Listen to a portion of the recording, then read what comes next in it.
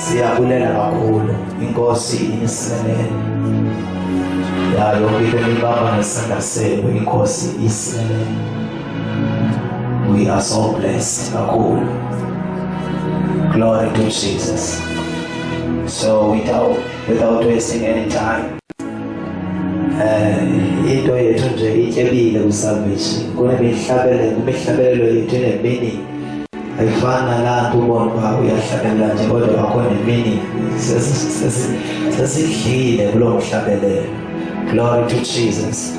So siyabonga ngenkonzo yenu uThixo amsibelele phakathi kwethu ke sinezithethe zaleveki.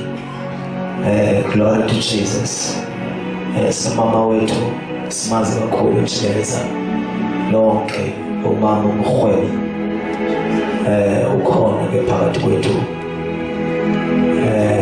osuka ngapha kwindawo yaseStrand. Siyabulela kakhulu uThixo ovulela umnyango omkhulu. We were praying for bona sithandaza. Glory to Jesus. Nangoku mama njengoba sihleli phansi uzoma ngezinyawo siyathanda sizawuthandaza. Glory to Jesus. Noba semkile sizothandaza. Akawathi umfundisi uzuma kwenye indawo eBhali wathi noba sishumayela kwezindawo sishumayela sithi sesemkile kodwa sithandaza asiye kuthandaza alifani idlulile laxesha. Glory to Jesus. So ke sinomama umhwebi namhlanje ngeprivilege nje sinaso nesifika sesibini usisente ukhona phakathi kwethu umvangelikas ukhona uthi umzalwane uzokhonza kunye nathi. Siyabulela ke naye ukhona kodwa sizomphakamisa umama wethu sihlabelele ngicela nje expect something from God. UThixo akayenzi into edibanisa abantu ngehlobo abantu badibanise ilizwe. Vula inhliziyo yakho uyivulele uThixo. Ayaphela amaxesha okuhlangana nelihlobo beke saxuthwa inqathe emlonyeni sijongile kwavala. Glory to Jesus. Usele kangangoko ugcwala uThixo. Glory to Jesus ngexesha lakho. So umama wethu sele khona ke siyambiza ngokusihlabelela because kaThixo feel free. Now ixesha u 7:30 So abahlali balapha baye basicela ukuba singabethi abethu 9 silapha. So ke siyayihlonipha loo nto leyo. Glory to Jesus. Siyaxolisa kakhulu umama ngexesha besifase zawo sizohlala no. Ndithetha mama bonke ukuthi singakhathazeki. Glory to Jesus. So siyalixesha lonke. Glory to Jesus. Uthixo into ayibeke kuwe uyikhuphele ngegama lenkosi uYesu Kristu waseNazaretha. Ela sihlabelele the worshiping song abe esizama phambili umama ngegama lenkosi uYesu Kristu. Amen. Libongwe abantu libongwe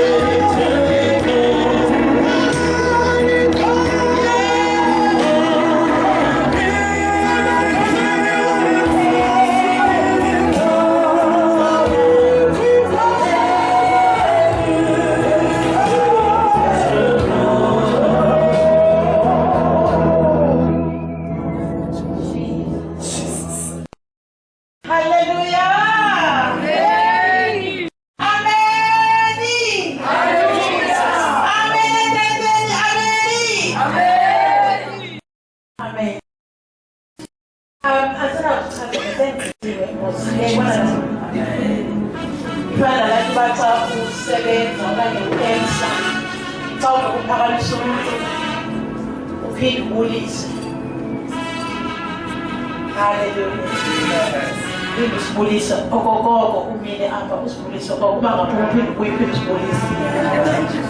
Amen. Ukubona abantu ngaphuma ndibeke paphandle njikele ngapha endibulisile njikele xa sendibuya phinde bona yempethuna. Amen. Andizubasanza ndibe ndizazisa ke sendazisiwe nyhani ndinguye ke nomuntu ebechazwa apha inkosi yoxolo insikelele. Okubalulekileyo into endingahange niyive yileyo ukuba ndisindisiwe. Inkosi yoxolo insikelele ndenzelwa inceba kwathethwa izwi empilweni yam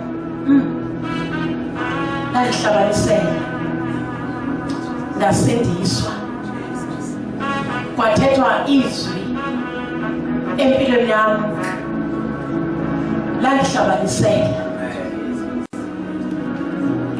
Namhlanje nje ndisaceliwe ukuba ndizokhonzisa nihlale phansi nanthathe ivascom ndinihlambe inyawo ngoba ithetha ukutsho le nto ayithethi ukuba ndenziwe mkhulu kodwa ithetha ukuba ndizoseva ndizohlamba inyawo zenu ngelizwi likaThixo. Nkosi uxolo insikelele ndidliwa yile nto yokuhlatyaniselwa nokulinyazwa nokuthi choko empindini apha wenyama nomphefumlo sifonele nje ukuthi xhoko kohlukaniswe. Hallelujah. Lilizwi lenkosi. Sisaphekele umxholo othi say your purpose. Hallelujah. In your generation. Because yonke generation kunabantu okanye kumele bakukho abantu abaphethe ipurpose kathi phakathi kwepurpose yorhulumente nepurpose yakho. Kodwa kumele bakukho abantu abaphethe ipurpose kathi ukusukela kwasemaphakadeni kubakho uhlobo lwabantu abaphethe ipurpose kathi abantu kuyanyanzeleka babe different. Hayi ngoba befuna ukuba different, kodwa bedrive ipurpose kaThixo ngaphakathi kwabo. Ibenzise izinto abangafuna uzenza, ibangenise kwiminyaka abangafuna ungena kuyo, ibavulele kuvaliwe, ibangenise apho kungena khona.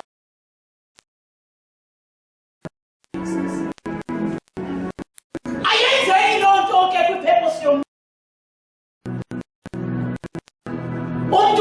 Umuntu naye uneyakhe purpose.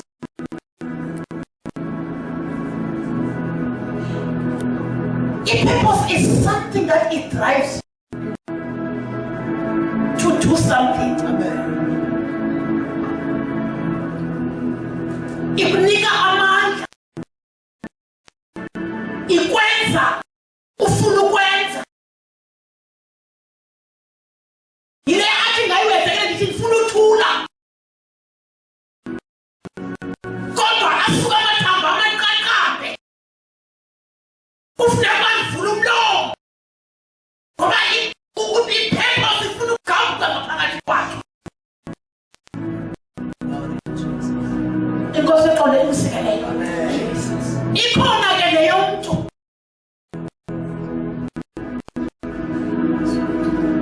ayiqhubela indawo, iyamenzisa kona, kodwa imenzisa intando yakhe engeyiyo intando kaThixo. Inkosi manisikelele. Ndikhawule bazalwane, ndilapha nje, ndikhawule. Amen. Imeko ibingandivumeli bengineyami purpose ethi mandigeze, kodwa xa ndikhonekte ezulwini yathi into yakho le nto funa uhambe xa uthandayo okanye uye xa isimo sivuma. Le into ayo yakho.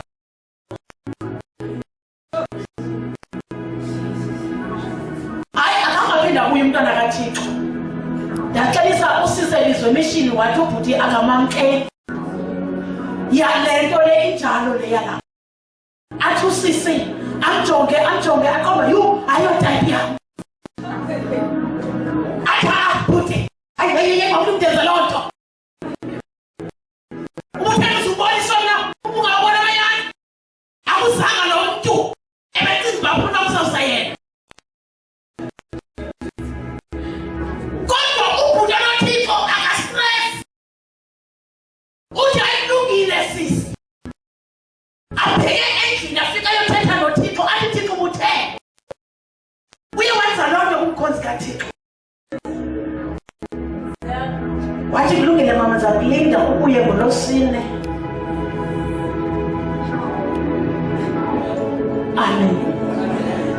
Divide the way before we see. That's it. Yes. Amen. Igama lenkosi ngibonga. Hayi man, adithi silapha naso zokonza. Bazalwane. Kwezinsuku siphila kuzo.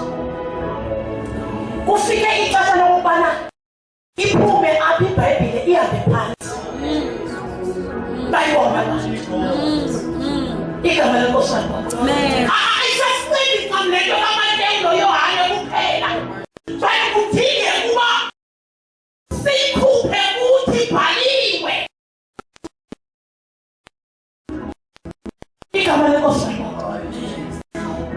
Yakhe into isanda kusizo. Yabona wakuvutha ngomsana okumanje.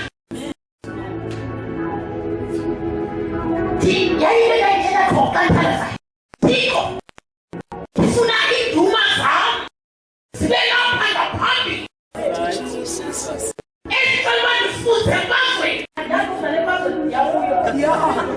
Kodwa ndifuna iinduma zami sibe lapha ngaphambili. Sibe lapha Thixo ndabonisa ukuthi ndakathi sithande enqethu ngoba sithole ukugwala.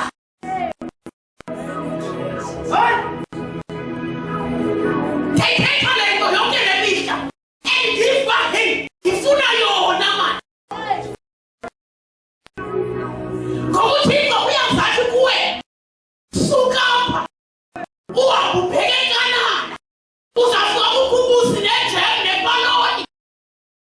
Angakuxeleli xa usiya phambi uzawuchitha entweni phambi kokuba ufike eziJehu ziphaya eNkanani.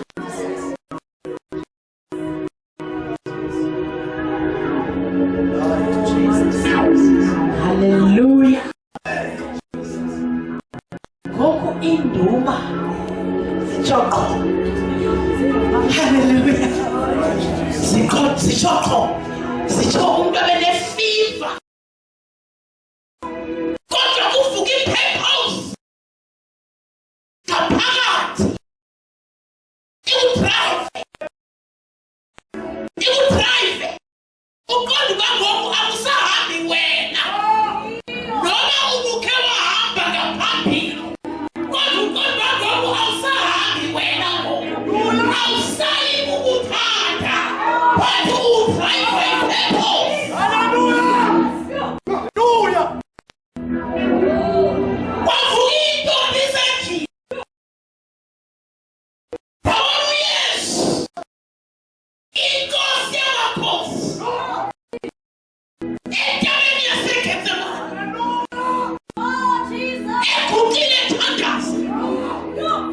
Izithukuthuku zakhe ziligazi. That was the moment. Ebuhlungu endlela amangalisayo.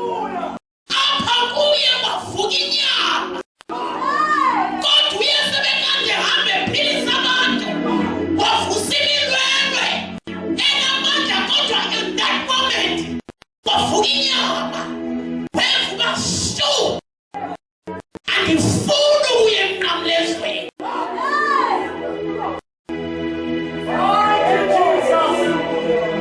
Ngomna kwamna. Amakuthanda. Ne-purpose yami. Uba unondibuza Thixo. Uba ndiva njani. Andifuni ukuya emnqamlezweni.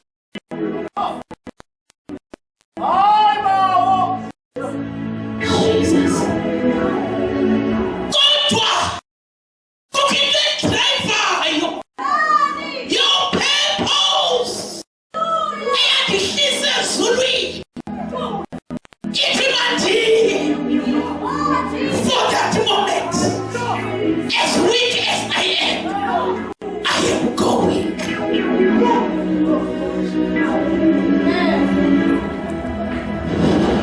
Mighty Jesus. Mosinduma zangaphambili. Ezizalapha esibunzi. Sezi. Ezake zaxoxa uDavide lithi livele emfazweni. Ndivele uSimani Yesu. Ndibonile uThixo esenza.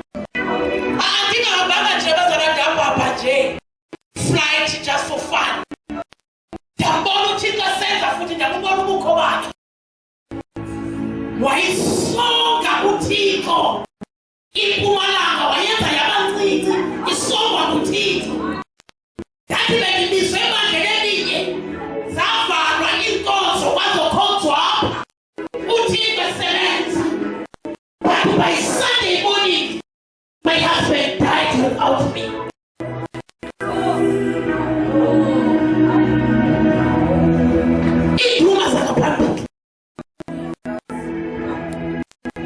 My granddaughter, wawa ngolosihlanu waphuma igazi ngempumlo waba se-Tiger Bank. Ndafika ndilindiwe zinto ezimbi. Ngapha kuyathuthuzela ngaqotholo ndiyafuthulula bheke e-Tiger Bank. Ndiyobona umuntu ongathethi, ongashukumiyo. Othi uba ngethamsa kwavulela amehlo awuvule nje. Inkosi ugcwalisile. Mighty Jesus. Ndamgalela ebhayini. Ndakhumbula. Ndakusemoshwari. Ndilungisela bazawungcwaba. Ndamgalela ebhayini. Ndathi kule ntombazana iyathanda ulandela. Nabanye ndathi bamba kaphi. Ndathi nangu Thixo.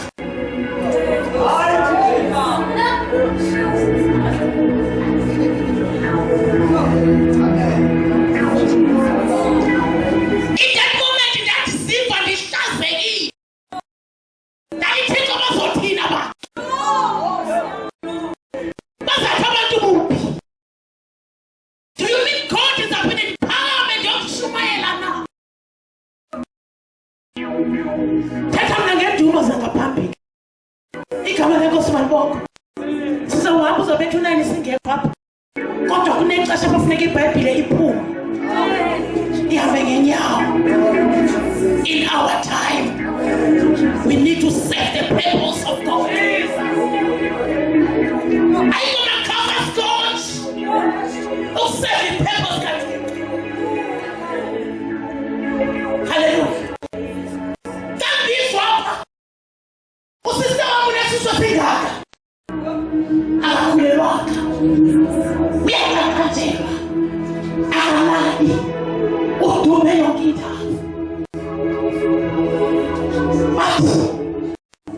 Basuspecta icancer. Ikabala kusona. Dilizwa nje. Isuspecte. Tikopeka paki. Phefumulo wami unake. Ungeli call. Ipimla. How uyabisha. Tikompethoka. Ayensense. Adizi.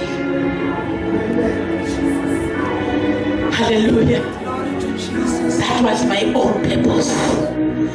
Ndibuyela kuThixo. uThixo yoyakho. Igama lenkosi banakho. Basibaleke nisineswe. Zawukhawuleza lejonge lixesha. Ubethi to 8 ngoko. Cela siye kwizenzo zabapostoli. Chapter 9. Xa sifunda sikhawulezise ngoba lihlelwe into okubana izwi lenkosi elo sidinga lona kwezi ntsuku. Chapter 9 verse 1. Izenzo zabapostoli, Acts chapter 9 verse 1 and verse 2. Cela usifundele.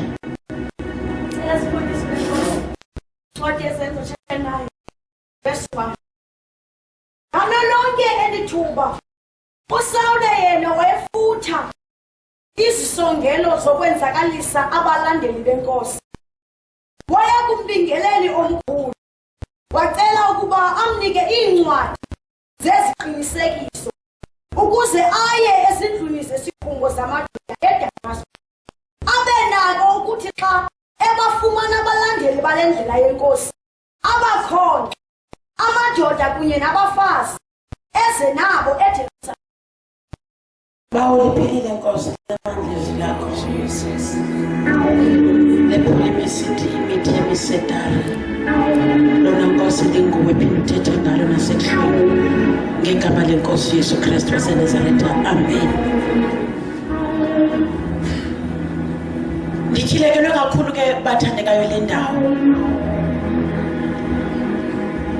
Ndasikeleleka ndindodwa la ndigqibisa lenkosi ndindodwa. Apha sibona lo mzalwane uSawule lo wayengumJuda engahluphekanga. Wayengumuntu nje okahle. Engonelanga nje uba engumuntu alright onezinto imeans akwazi ukuphila ngazo. Ekwakuyiqela eliphakamileyo labantu elaziwayo elibizwa ngokuba ngabaFarisi ngokwezibhalo. uSawule wayengengumuntu nje and wayengengumuntu odum. Yayingumuntu ofundileyo, umuntu ohloniphekileyo. Igama lenkosi malibongwe. And wayekwimission eseva ipurpose yakhe yobuFarisi bakhe. Igama lenkosi malibongwe. Now sifuna ke ngondiqala ukuze simbone uba isuka phi lento yakhe. Sifunda ke ngoku verse 3 and 4 ngokukhawuleza. Endleleni yakhe eya eDamasko. Ikhona le Bhayibhile yakudala? Ithi ngo-75 andithi apha kuwe. Ndiyele ku-75 times 7. Verse 3. Yes. Kutheke ekuhambeni kwakhe wasondela eDamasko.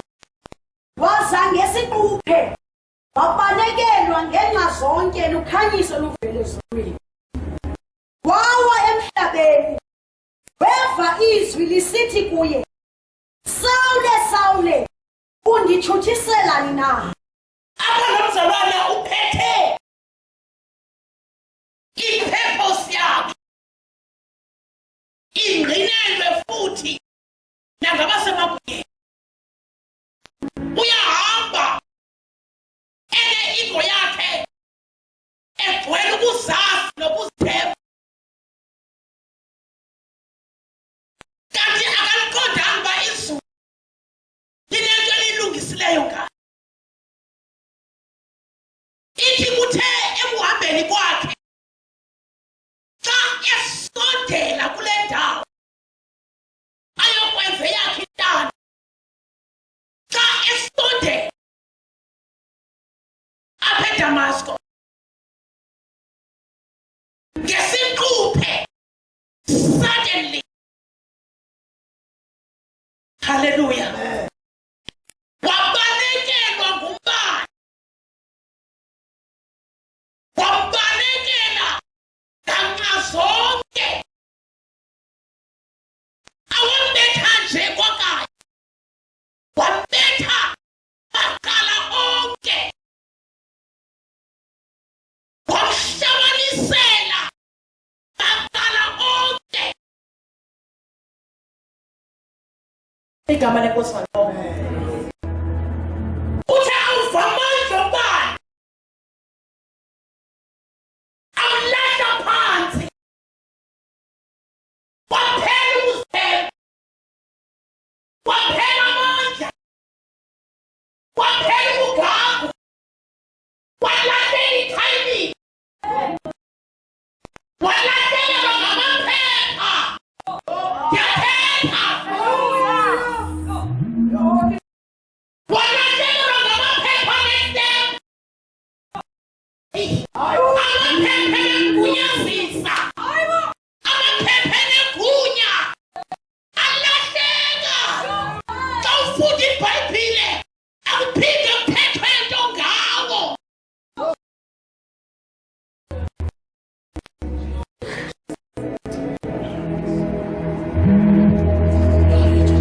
Walahlekelwa bubuFarisi.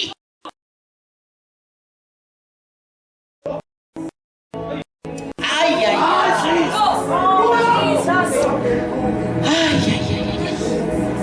Jesus. Wabanekelwa. Wabanekelwa.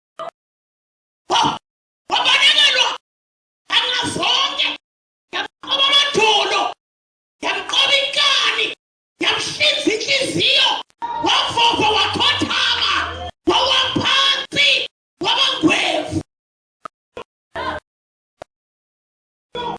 Ebanjwe into sezulwini. Hallelujah. Wawaphansi emhlabeni. igama lenkosi malibonga weva izwi lisithi kuye Sawule wenzani yakabani lenjongo intoni iphetheyo yakabani lento iphetheyo injongo kabani le uyiphetheyo lathi sizakwenzakala zakwenzakala igama lenkosi malibonga my God kwezi nsuku lidliwa intwenzi into esihluphayo ngabazalwane abangabethwanga ngumbane.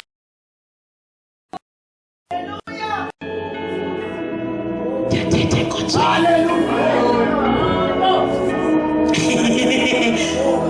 ungathi namhlanje ngathi umuntu God strike me ngombane olilizwi lakho strike me ngoba ingxaki sihamba singabethwanga ngumbane yenze loo nto apha endleleni senze yethu intando ngoba ukhange ubethisiswe ubethwe nganxa zonke kufe uself ngoba uSawule kwakungenakwenzeka uYesu akwazi udiphozitha yakhe intando okanye ipurpose yakhe phezu kwepurpose yabaFarisi enkonzweni ndiyathetha kwakudale kwakunyanzeleka uba makafe kufe nentando yobuFarisi ukuze uYesu adiphozithe yakhe intando.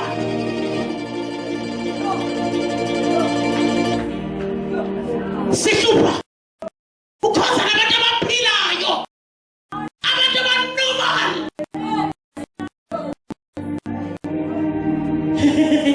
ngoba uyabona noba ufundile imfundo yakho mayayisakale hayibo ikhaya amen imfundo yakho mayayisakale uma uhlanyaniselwa lizwi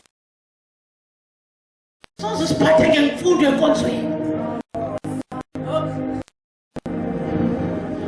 ngoba nemfundo noba ingaka ayikwenzi into because ifika emntwini obethiweyo ohlakaniselwe lizwi lenkosi le mfundo ifika emntwini ohlulakeleyo igama lenkosi malibonga nemali yakho noba unayo mayifike woyisakele ungazuziphatha ngoba uba woyisakalanga siyafuneka sive ngawo apha.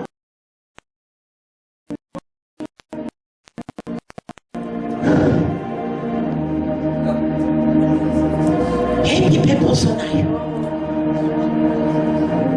kweli lizwe esiphila kulo ngoba uba ngaba awukavuki everyone sithi allow the word of God to strike you yeyi asumfunda ubhahle kangaka uThixo because awusoze ukwazi ukuyiseva ipurpose yakhe my God uSawule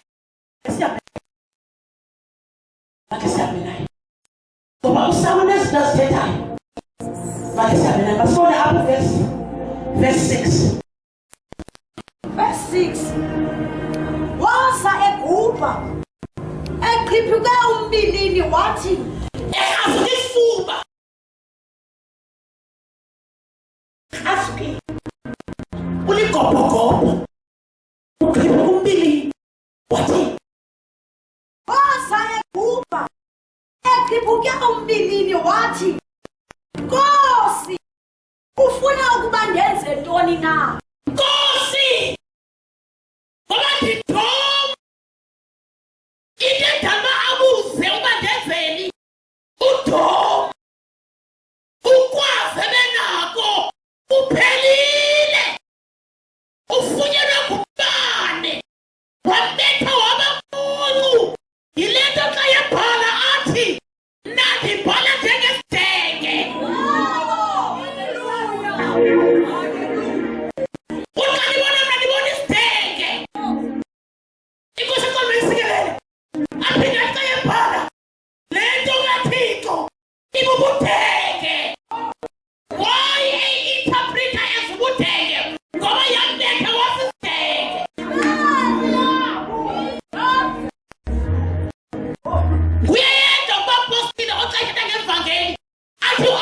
ubuthenge bukaThixo. Xa ithetha ngensindiso uyibiza ubuthenge bukaThixo. Ngoba uyayazi uba ndambetha wasisithenge. Waxa ithi wathi ndithini ndenze ntoni ngoba kho nto ndiyaziyo. Ndi-empty. What must I do? Ngoba ndiliathalala, ndihole, ndixelele, Yesu ndixelele, uma ndenze ntoni?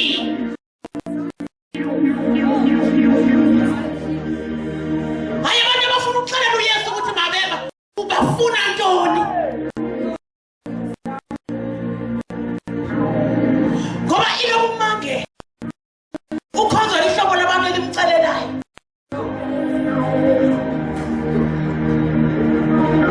Igama lenkosi wami. Siyafunda ke singahluphi ngophakathi hlala phansi mntana mfunda uhlele.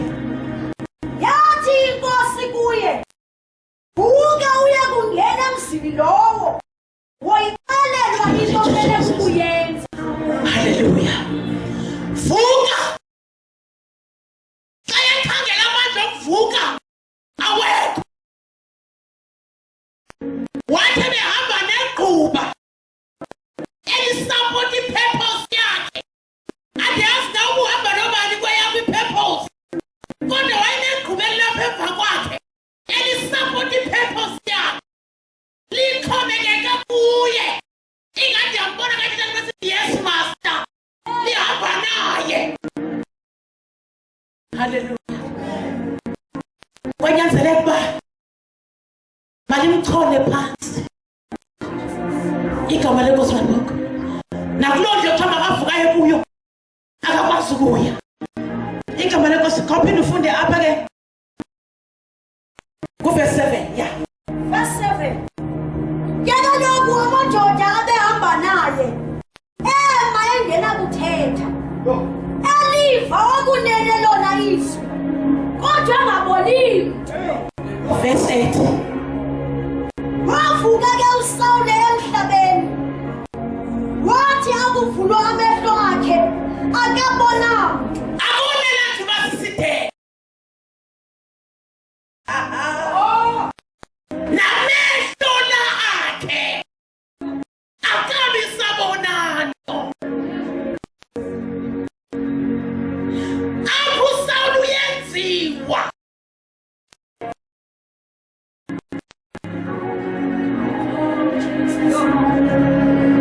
So that azokwazi userve i-purpose kaThixo. Igama lenkosi wami. Kwasuswa la amehlo ebekade bona ebukela kubetha uStefane weva kamnandi. Lawo mehlo, they were not good for i-purpose kaThixo.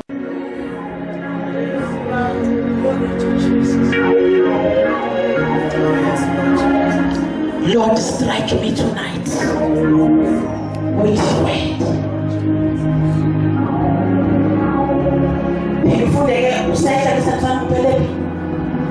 Wavuka ke uSawule emhlabeni, wathi akuvulwa amehlo akhe akabona mntu. Bamkrola ke ngesandla baze kumngenisa eDamasko. Waye emihla mithathu engaboni, engadli, engaseli nokusela. Wangeniswa kwi-special fasting. Ulahlekele uSawule bakhe. Ulahlekele umfarisi. Ulahlekele ngamehlo. Ungeniswa kwi-fasting. Akhomazi ne-dry fasting. Igama lenkosi balokho. Ngoba apho uThixo uyamenza ukuze lo muntu azofaka eyakhe. Ngoba uThixo akathixo wandibandiba. Igama lenkosi balibonke. Uyasusa izinto angazifuna emntwini. Uyasusa izinto esengathi kwinsuku zethu kweli xesha langoku kweli xesha le-corona, kweli xesha le-confusion, kubekho abantu bakaThixo that they will save the purpose of God. Ngoba lixesha lokubonakala kukaYesu, lixesha lokuvezwa kukaYesu, because abantu ba-confused, abazi ukuthi mabathini, abayazi into yoba mayibancede ukuba yintoni into basihlangula. Igama lenkosi malibongwe. Hallelujah. Utsile ke ubheka ku-verse 15. Verse 15. Yathi ke kuye inkosi, yiya ngokuba lowo usisitya esinyuliweyo ndim sokuphatha igama lam emehlweni entlanga nookumkani kwanoonyana bakaSirayeli, kuba mna ndiya kumbonisa ukuba zinkulu, ndiyakumbonisa ukuba zinkulu kwezinto ezinzima amelwe kukuziva ngenxa yegama lam. Hallelujah. Now, njengoba esenziwa lento yonke, uyaprepharishwa for izinto ezinzima. Igama lenkosi malibongwe. Upreparishelwa izinto ezinzima azawuthi azive ngenxa yegama likaYesu. Igama lenkosi malibongwe. Now uyachaza ke uSawule uthi yonke into ndiyibonile, ubutyebi ndiyabazi nobuhlwempu ndiyabazi. Aphinde athi yintoni na eyokusisusa ethandweni likaThixo. Utsho from experience anayo, ngoba apha ekuhambeni noThixo uzibonile izinto ezinzima ezixelelwa uHananiya obekubekela isandla, angazixelelwanga yena uPawulos uba uzawuhlangana nento ezinzima endleleni, kodwa uhambe ezintweni ezinzima. Igama lenkosi malibongwe. Sikhawulezile sibone uverse 17. Fundile kanene. Funda ke sisi. Verse 17. Wonke ke uHananiya waya kungena endlwini ebeke izandla phezu kwakhe wathi, Sawule mzalwana, indithumile inkosi uYesu ebonakale kuwe endleleni oze ngayo, ukuze ubuye ubone uzaliswe ngumoya oyingcwele. Verse 18. Kwaoko kwawa emehlweni akhe izinto ezingathi zinkwethu, wabuya wabona kwaoko, wavuka wabhaptizwa. Apha ke ngoku kule process uzogcwaliswa ngamandla kamoya oyingcwele. Uyebona uba emveni uba ubethe ilizwi lenkosi, kudingeka uwenze enye process yobafuneka ugcwaliswe ngamandla kamoya oyingcwele. Xa ebeka isandla ugcwaliswa ngamandla oyingcwele, kwawa inkwetha emehlweni, which means ngakunamehlo ekususwa amehlo akudala kubekwa amehlo amatsha, ngoba kwenza uPawulos not uSawule anymore. Igama lenkosi malibongwe. Esengathi we can allow the Holy Spirit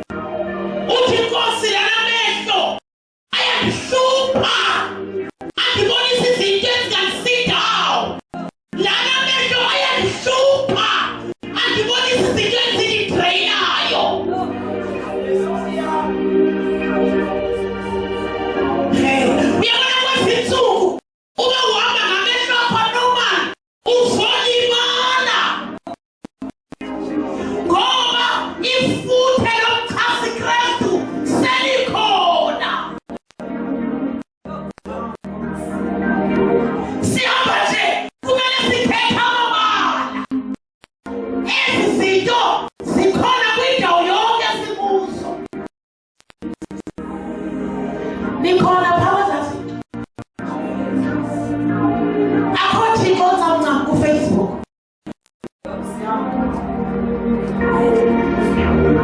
Kukhingqube ebhanga ekhona ndaweni yonke. As much as ingqube ebhanga ikhona nasenkonzweni, ingqube ebhange ikhona ndaweni yonke. Therefore you need to be transformed. Uzawa ungawiswanga mntu, uwiswe ngamehlo akho.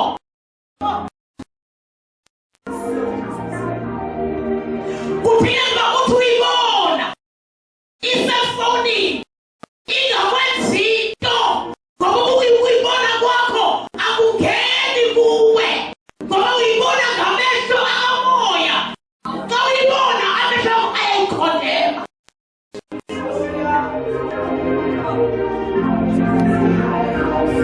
Ndiyathi uba anendiva xa uyibona amehlo akho ayayiqoba ayayikhondema ingabi nakho ukungena kuwe. Igama lenkosi wabonga. Kodwa ubona ngala amehlo la ngalela ukutransformya nguThixo. Igama lenkosi wabonga. Ngoba uzawuwa wedwa kungekho nomuntu owisayo uwiswe ngamehlo akho. Verse 20. Verse 20. Waya kwakho esindlwini sesikhulu. Emvakalisa uYesu ukuba lowo unguye unyana kaThixo. Oh, that's the end of the Bible, verse 19. Khawuleza. Verse 19. Wathi akuba edlile womelezeka. Abenzenjani? Abayedlile womelezeka. Wagaina istrength esitsha. Not ebephuma ngaso pha edlokova. Ngoba sona siphelele endleleni before angene eDamasco. Ungene eDamasco namanje beqhabathula ngawo wehashe engasenawo. Wahlaliswa phansi. Kwathi-ke ba makade ilizwi likaThixo. Igama lenkosi wabonga. Uverse 20 uthi wake wahlala apha eDamasco wakhonza nabazalwane balapha ngoba funeka edlile azohamba ngoba uhambo olu ludinga umuntu ohluthiyo, lidinga umuntu onestrength. Hallelujah. Masenzi kutwelisa emgqibile verse 21. Verse 21. Bathi Oh, phinda 20. Ikhona into ezosheka. waya kwakho esindlwini sesikhulu emvakalisa uYesu ukuba lowo unguye unyana kaThixo. So qhubeka 21. Bathi nqake bonke abamvayo bathi lokanene asinguye na owababhuqa eYerusalemu abo babelinqula eligama. Verse 22. Verse 22.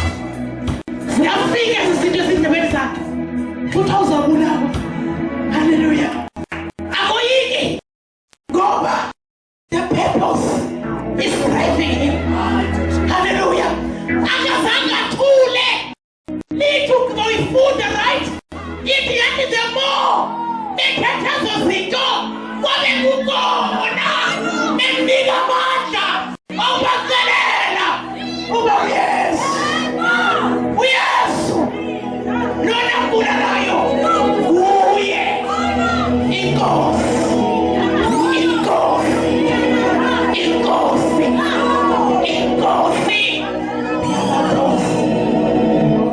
haleluya sesofa igama lenkosi malibongwe awuzokulunga kwezinsuku ungahlula kalanga malibonke ivangeli ngathi nje yogqibela kuhlale phansi kuze abaphetheyo Timothy ndiziyeke zonke ezinye izinto ebengizozithetha xesha lemkile and sifuna uphinde sivunyelwe uba sibuyapho Timothy 2 Timothy I think chapter 4 verse 7 and 8 sinqamile Verse 7. yes Umzamo omhle ndiwuzamile. uthole ngoku emphelwe zibonile zonke izinto ekhalelelwa yimikhombe edliwa zinyoka ebethiwe ngamatye waqhubeka ngoba the purpose it was driving him hallelujah uthi ke ngoku ekukhukeni kwakhe eqinisekile uba ndiyenzile le nto umzamo omhle ndiwenze njani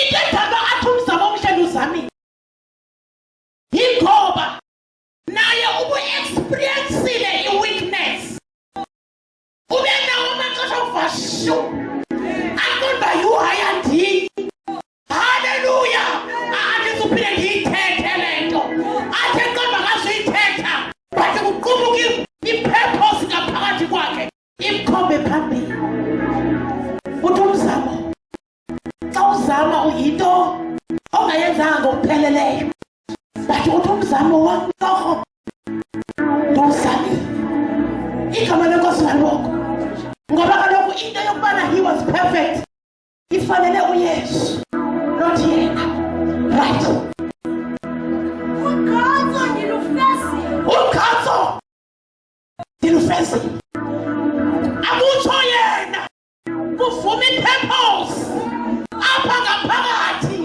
iyanqwala ithi well done uyayibona le nto uzofa enepeace ngoba apho ngaphakathi kwakhe uthi wenzile well done ukhatso ndilufezile ngoba lonke ixesha I was running the race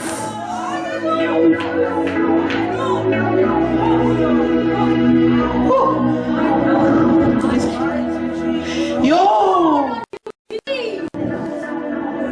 ndiyabambaleka nje kukho into endiyigcinileyo noba ndibethwa zizinto kodwa ndibaleka ndigcina ukholo ndilufezile ukhatso nokholo ndilugcinile therefore malisukiswe igama lakho igama lenkosi malibongwe nawo kuhlele enhliziyweni yami masiphakameni siyovala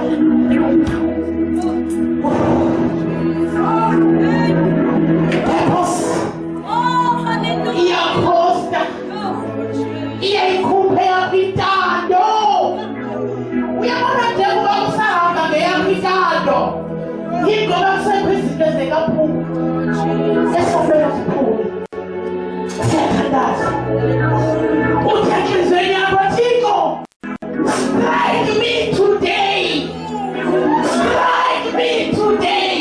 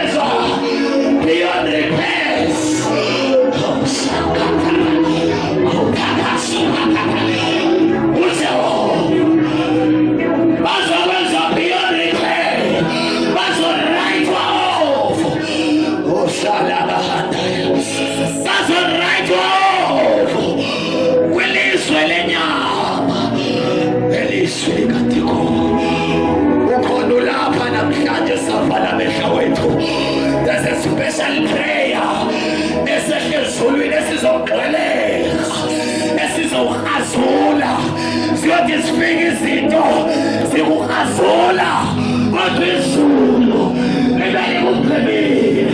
Namhlanje unothandaza nabantu abazoyiswa uThixo, abazabazimpondo bebulawa izulu.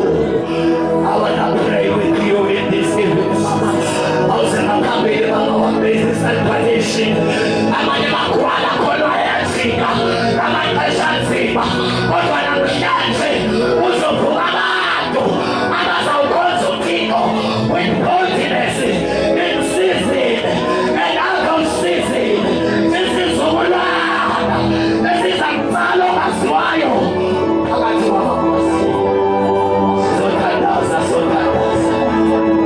In this prayer, ukuthandaza special namhlanje. Ubabajoyina ababamileyo. Bathi Nkosi, uJehova noMoyingcwele bakhabele nabantu abangafanga. UThixo ufuna intando yakhe, abantu baveze yabo. Umhlaba uyaphupha ngamacebo abantu. Umhlaba udinga unikhoyo. Oh, sorry. Dona masukata. Sakata masuya. Ufuna sizenze kakuhle. Khona into ezakwenzeka kuwe njengolapha nje. Khona into ezakwenzeka. Kunathi akhona enizikhumbulayo. Ezinye zenze ngo-2010, ezinye ngo-2014. Kodwa ngiyazibala ukuthi izangikhwelela namhlanje. Kwaba khona umqhusulwano ngaloo mini engingasoze ngilibale. Nakule ndawo khona into eyenzeka. UJehova kunento ayenzayo. Unamanzi awaqopha-qophayo. Your life will never be the same again. Oh, Father, we pray in the name of Jesus. In the name of Jesus. Akuvukele inamenkosi ngaphakathi kwakho. Egama lenkosi uYesu waseNazaretha. Siyathandaza. Umuntu wangaphakathi ngokuphelele. Ngegama lenkosi uYesu. Moya wokugwala. Moya we-unbelief. Moya wokusidelela. Moya wokuzoyisela. Awunakuya kubo. Bazohamba ngomlilo. Ngegama lenkosi uYesu waseNazaretha. Ngegama lenkosi uYesu waseNazaretha. Kungakhona abantu abalele bavuse Moyingcwele. Belele into ngaphakathi bayidla umhlaba. Egameni likaJesu waseNazaretha siyathandaza. Ababonakho kule ntente moya oyigcwele bancela amandla njengengubo. Ngegama lenkosi uYesu waseNazaretha siyabonga bawo kakhulu. Thank you, Lord Jesus. We thank you, Lord Jesus. We thank you for this message. We thank you, Lord Jesus. We thank you that namhlanje kuvuka abantu abazohambisa inkosi. Oh, wow. Kuvuka abantu abazohambisa inkosi yakho. Siyabonga. Abantu bayazikhonzela. Abantu bahamba ngentando yabo. Bona namhlanje kuvuka ihlobo eliyokhontrolwa nguwe. Siyabonga. Ngegama lenkosi uYesu waseNazaretha. Awuvule umlomo wakho uyothini omayelwa izayo. Bawo siyabonga. Thank you, Jesus. Thank you, Lord Jesus. Oh, we thank you, Father. Thank you, Jesus. Wangenzeka njengoba sikhonza apha nje. Kanti ukhona ngawo lapha ngentente. Kodwa uYesu wayamkela njengenkosi nomsindisi. Angingethanda uba livalo laqabo. Ivalo lenxeba uvalo lomaphandle. Khona lapha othi Nkosi uJesu zange ndamkela uYesu njengenkosi nomsindisi. Umuntu uyafeyila, umuntu uyaqaba kodwa sinendoda enguJesu engaxabwayo. Njalo ukhona lapha kule ndawo ungavumi ukuphuma. UThixo sekwenzele opportunity ukungena lapha. Uzomthatha uYesu njengenkosi nomsebenzisi wakho. Usuke kwi-driver seat uJesu akudrayivele impilo yakho. uYesu ngeze akulahlekise, ngeze uzisole uqhutyelwa nguYesu impilo yakho. Asiphakamisa nje isandla sakho othi Nkosi uJesu ndikunike uqobo lwakho. Ngegama lenkosi sisavala amehlo wethu ukuthandaza kunye nawe. Onke uthi Nkosi ndifuna uzibuyisela kuwe. Ngegama lenkosi Yesu. I also want to pray with you as well. Ngale ndawo ngayixesha silapha. Sithandaze nawe uzibuyisele enkosini. Ngegama lenkosi Yesu. Oh, thank you Lord Jesus. Siyabonga kakhulu. In the name of Jesus. Bonke sabe silapha. Siyakhonza sabe silapha.